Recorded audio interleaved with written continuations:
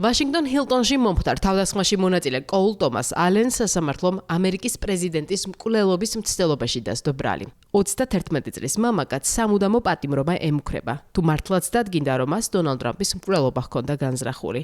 ამის შანსი მაღალია. ცნობილია, რომ დანაშაულის ჩადენამდე მან ერთგვარი მანიფესტი დაწერა, სადაც დონალდ ტრამპის ადმინისტრაციის მიმართ ღრმა სიძულვილი გამოავლინა. ტექსტში კონტექსტის დიდი ნაწილი ეპშტეინის ფაილებს უკავშირდება, სადაც დონალდ ტრამპი არაერთხელაა ნახსენები.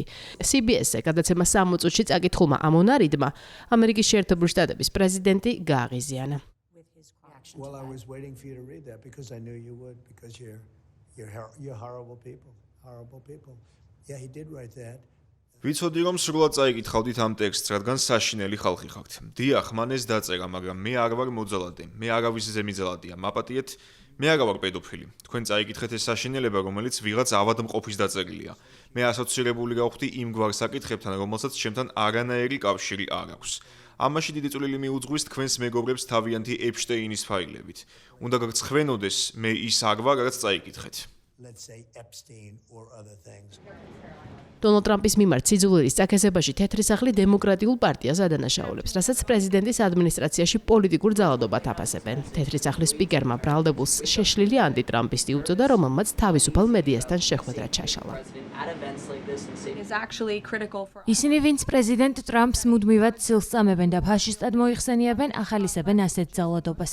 პოლიტიკური ძალადობა მისი და მისი მხარდამჭერების სისტემური დემონიზაციისგან მოდის, როგორც კომენტატორების მხრიდან, ისე დემოკრატიული პარტიის არჩეული წევრებისა და მედიის ზოგიერთი წარმომადგენლის მხრიდანაც. განმეორებითი მკვლელობის მსგავსი მცდელობების წინაშე სხვა არც ერთი პრეზიდენტი არ აღმოჩენილა. პრეზიდენტი ტრამპი უშიშარია, რადგან მას ეს ქვეყანა უყვარს და მზად არის სასწორზე საკუთარი სიცოცხლი დადოს.